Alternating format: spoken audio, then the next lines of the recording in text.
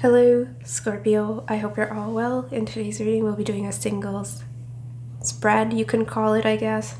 It's random questions. And I'll have a little bit about who you're attracting next and when you may meet them.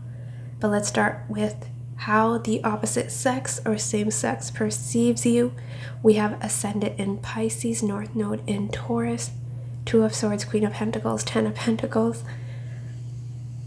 Well, what they notice about you first is your physical appearance, the way you carry yourself. Ascendant in Pisces, your eyes. People really like your eyes. There's something innocent about you, your face. You just come across as very sensitive, sweet individual, someone who's very caring, nurturing. People think that you'd make a great life partner. Potential suitors, that you're very stable. But just nice, kind is what I'm getting, is people's first impression of you. You are very family oriented, or you seem that you are. Family is important to you, a stable home life. You're someone who's very ambitious, and that is coming through. You have goals, because if we look at the Two of Swords, it's almost he has a goal here and he's aiming the dart, right? It's bullseye.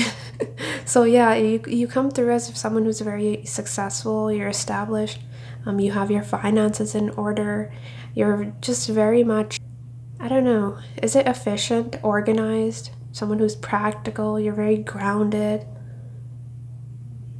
But there's something that people can't grasp about you here on first sight. So there's a level of intrigue, right? You're sweet, you're grounded, but people think, oh, there must be more. There's more to this person. That is what I'm getting. So people want to learn more about you.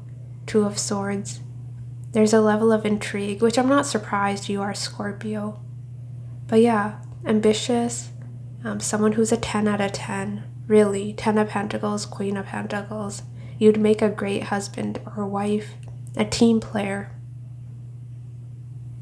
That is how others perceive you. And there's something very natural about you. Natural beauty, naturally handsome, I don't know, right? Something very down to earth. Regardless of your looks, you're very humble and grounded. Some of you may have children and people think you're a great mother or father, or you're great with animals. The vulnerable, you're good with the vulnerable. Very sensitive. Some of you may be working in the medical field here as well, is what I'm getting. It's just, I don't know, is it children, pets just naturally gravitate towards you? You have that mothering energy, regardless of gender. People feel safe and comfortable in your presence. Now let's look at your attitude when it comes to your love life. We have Venus in Pisces, Seven of Cups, the Sun. Well, you're very idealistic. I'm getting a dreamer here. Some of you may daydream a lot about your love life. But I see optimism here.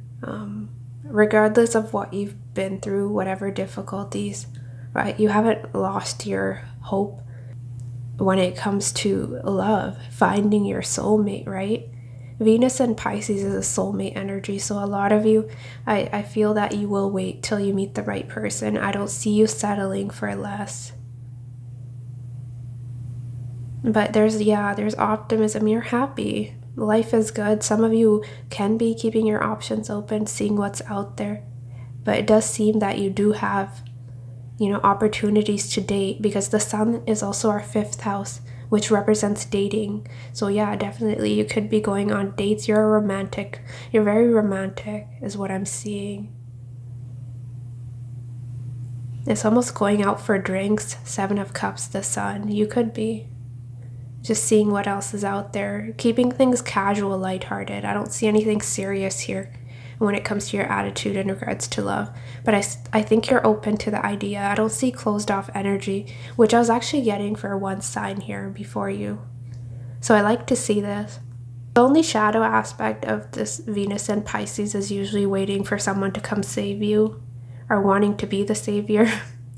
That knight in shining armor dynamic. But paired with the Sun, I'm not primarily getting that.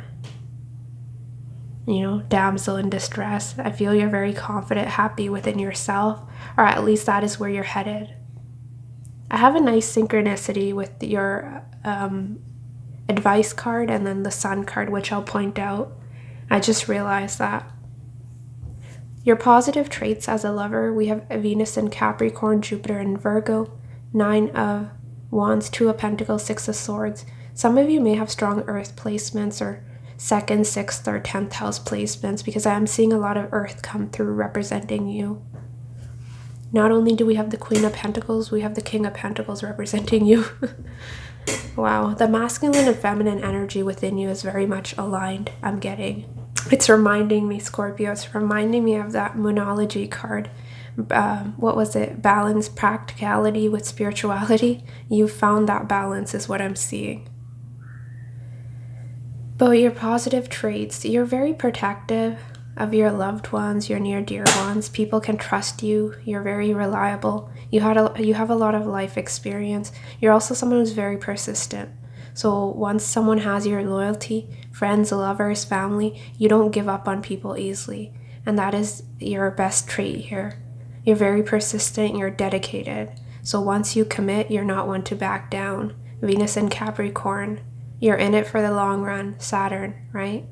You're not afraid of putting in the work, you know, right? Which is why I'm seeing your heads are not in the cloud. I was seeing a daydreamer, a bit of a romantic energy, but I'm also getting you don't have your head in the clouds, right? You know that a long-term relationship will take work.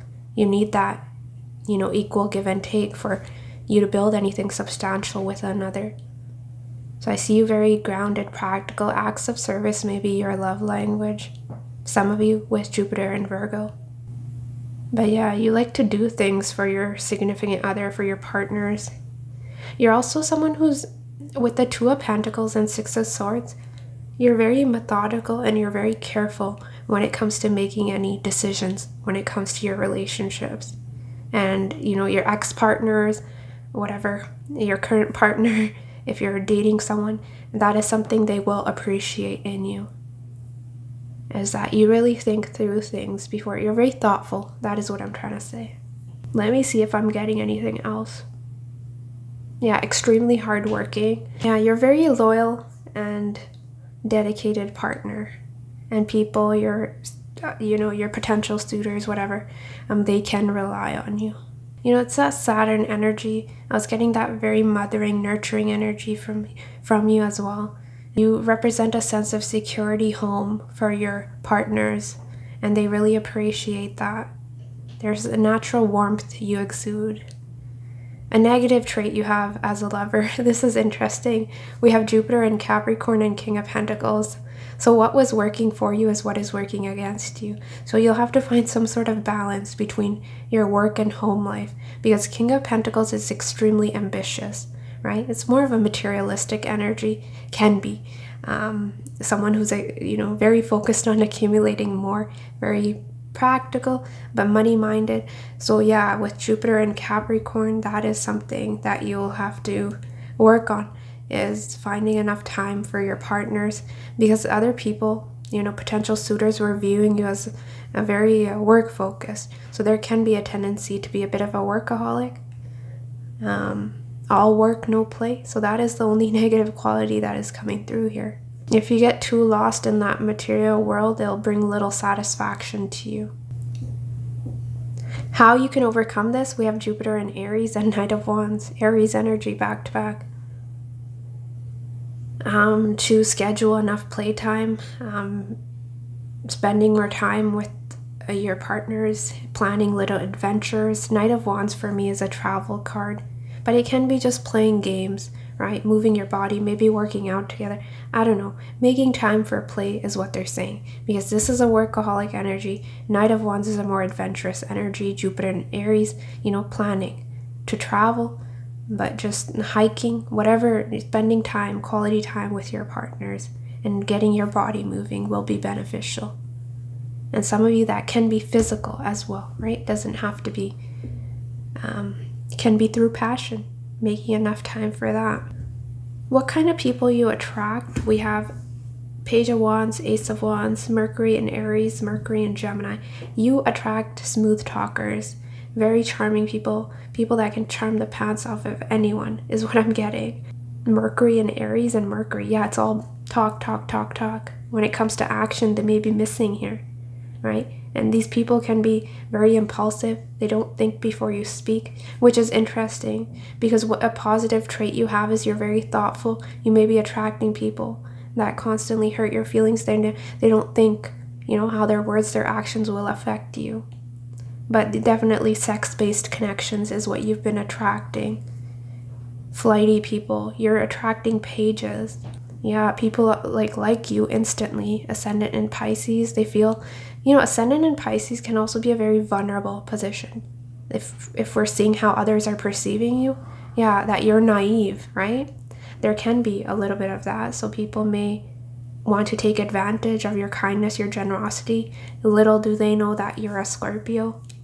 So they may be stung here shortly after getting to know you. I don't know, right? But yeah, very charming, good-looking people. People that, you're very attracted to, they're attracted to you. But as fast as it starts, it ends, right? There's no consistency here. It's lustful people coming towards you. Maybe people that are sexting you, I don't know. But they're liking your body, what they see. But there's no substance here for what you've been attracting. What you need to attract, we have Sun in Gemini, Mars in Gemini, Justice, 8 of Pentacles. This is interesting. We have Gemini here twice. So you need to attract a Gemini, Sun in Gemini, Mars in Gemini. I see what the cards are trying to tell us here. You are attracting Mercury in Gemini. They want you to attract Mars in Gemini. Okay, the words are nice. You're flattering me. Where's the action? Here comes an action, Mars. So not only people that talk a good talk, but they also have actions to back what they're saying, right? That is what you need. But you need a strong intellectual bond here. Some of you, yeah, I'm not sure what your ascendant is, but some of you, yeah, definitely. If you have Sagittarius ascendant, you have Gemini on your 7th house cusp. So that intellectual bond is very significant. But regardless of what your ascendant is, yeah, you need that connection of the minds. Someone you can talk with, someone who's also very fair, balanced, someone who's hardworking. They put in enough time, energy. They match you and your strength. They have goals. Some of you may be attracting someone that works in the legal field here as well, with Justice, 8 of Pentacles. But yeah, someone who can be your friend and also a partner. Someone you can have, back and forth banter with. You can bounce ideas off of. Someone who has a great sense of humor. Someone that can help you lighten your load here with that King of Pentacles. And someone who will be very experimental and exciting when it comes to the bedroom here as well is very important with Mars and Gemini. Gemini is a very creative energy, but it's also playful, someone with a great sense of humor. So this is what you need in a partner. But definitely that equal give and take is extremely significant. And someone who has integrity, right? They do what they'll say. You can rely on them because that is who you are and that is what you need to attract. But it's almost flighty people that you've been attracting. Immature energies, childish. They are a very strong sign, right? Sun in Scorpio. And you're attracting someone who's very powerful because we have the Emperor bottom deck energy. There can be some power struggles or clashes within your relationships. So you also need someone who can be flexible with you, right? Because Justice is a fair energy. It's someone who can see all sides of a perspective. So that is also what you need. You're someone who's willing to hear you out, your ideas, right? Open to discussion. And someone who is flexible with you, right? That can work together with you as a teammate. That is what you need. You're not a sign that can be forced or coerced into anything, but people can win you with love, and that is what you need, Justice. And you may really benefit from words of affirmation. So people that are very supportive with their words, that will be very helpful to you for some of you. When you will meet your person, your new love, we have Page of Swords, Temperance. I'm not really getting anything from this. So, let me see. When? Well, Temperance is Sagittarius. I do have... Let me pull these out. I'll lay them out how they came through. So we had September. So some of you may be meeting someone in September. We have fall time. But winter with Temperance is Sagittarius, so it can be September to December will be significant for your love life, meeting your next love. And we also had next month. So yeah, some of you it can be next month, and others of you it's fall time, specifically September. Some of you may already know this person. You've been keeping an eye on them. They've been watching you. Because the Page of Swords is a bit of a stalker energy. And in Temperance, she's almost peeking through one eye, right? So there may be someone that already has their eye on you, or you have your eye on them. So you know this person, and they've been getting information about you. And others of you, another scenario, because I see the books, Page of Swords can be a student, and Temperance rules our 9th house, or well, Jupiter rules our 9th house, which also talks about higher learning, right? So it can be if you're moving for school, or you're advancing your education somehow, I'm not sure. Pursuing higher learning, that may be a sign that you may meet them when you move for school. University, college, something. Or it can be just traveling. But September, fall time. Some of you, school starts in September as well, depending on where you're from. So that definitely with the books and September can be through school. Who this person is, we have 2 of Wands, 6 of Wands, Mercury and Scorpio, Mars and Libra. Oh, this person's suspicious. Mercury and Scorpio, they're a bit of a detective, which makes sense if you've already met them, they're gathering information about you. Yeah, this is not one to make any haste movements, decisions. They're similar to you. With the 2 of Wands, that's a planner, a strategizer. They have some goals here in mind. They're very ambitious with Jupiter and Leo, and likely to be very successful for whatever they do for a living because of how well prepared they are is what I'm getting. But it is, Mars and Libra is a bit of a passive energy. They were saying you need to attract someone with justice qualities, and we have Mars and Libra, which is also justice. This person is someone who's very fair. They'll be, especially in the bedroom. Mars also represents sex, right? Our sex drive. So definitely, this is not a taker, you know? It's not just about them and their needs. They'll take into consideration what you need, what you desire, right? It's about pleasing you, but they'll want that equal give and take here. Equality is important, is what I'm getting. But yeah, very confident, ambitious individual is what I have to say about them. A negative quality that you may feel about this person is that they can be indecisive with Mars and Libra, right? And it takes them a while. Mars is action, Libra sort of weighing the pros and cons, so it may take them a while to come to some sort of conclusion here. Because 2 of Wands is also a decision. Should I go left or should I go right? That is an issue. And this all stems from their suspicions. They don't trust easily. This may be a Aries or a Sagittarius you're attracting with Cancer placements. Or they may be at a distance, or travel is involved, because we have Chariot, King of Wands, Wheel of Fortune, and the Emperor.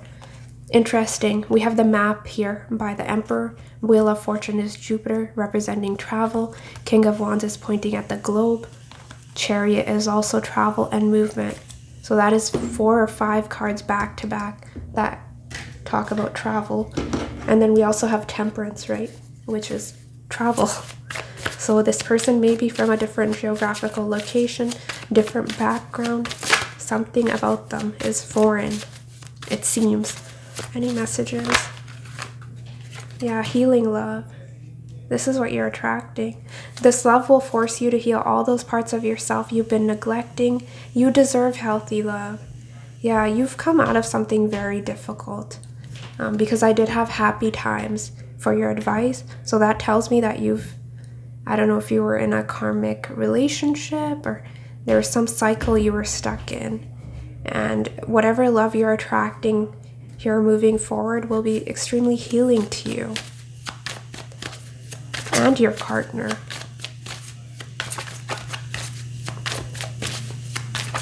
Because we have you deserve healthy love. Yeah, this will be healthy love.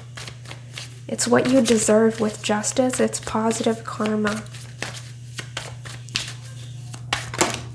Rocky start. Rocky starts can lead to happy endings. You'll have to decide if it's worth the fight. The choice will be yours. Ooh, look at that. We have new romance and on a pedestal.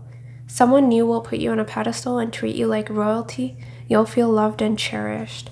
Rocky start can be for a few reasons. I'm not going to try to pinpoint that, but the travel may be something that you have to take into consideration. With all this Gemini, it doesn't have to be long distance. It can be short distance as well. Can you tell me more about this new love that Scorpio is attracting? Can you tell me more about this new love that Scorpio is attracting? Anything else?